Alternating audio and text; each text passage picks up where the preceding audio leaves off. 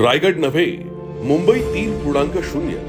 तिसऱ्या मुंबईसाठी 216 एकर जमीन ताब्यात. एकनाथ शिंदे यांच्या आणखी एका ध्येयाची स्वप्नपूर्ती.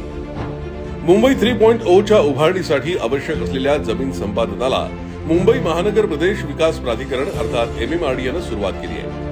रायगड जिल्ह्यात पहिल्यांदाच तब्बल 216 एकर जमीन सर्वसंमतीनं संपादित करण्यात आली आहे. उपमुख्यमंत्री तथा शिवसेनेचे मुख्य नेते माननीय नामदार एकनाथ शिंदे साहेबांच्या विकासाच्या व्हिजन मधून मुंबई 3.0 उभी राहतीये. शिंदे साहेबांच्या मार्गदर्शनातून स्थलांतर नव्हे तर संमतीतून विकास ही संकल्पना प्रत्यक्षात उतरताना दिसतीये.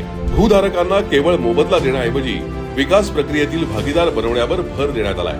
त्यामुळे अल्पावधीतच मोठ्या प्रमाणात भूसंपादन शक्य झालंय.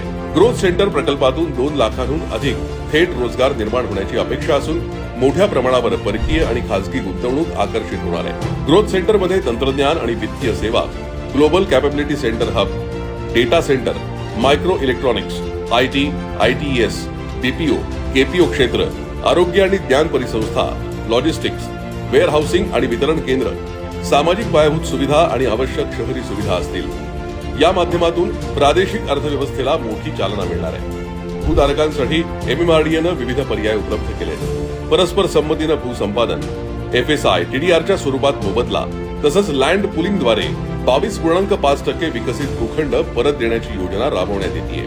रायगड ग्रोथ सेंटर हे अटल सेतू, नवी मुंबई आंतरराष्ट्रीय विमानतळ आणि Virar Alibag multi modal corridor यासारख्या महत्वाच्या प्रकल्पांच्या जवळ असल्यानं या भागाचं धोरणात्मक महत्व वाढलंय.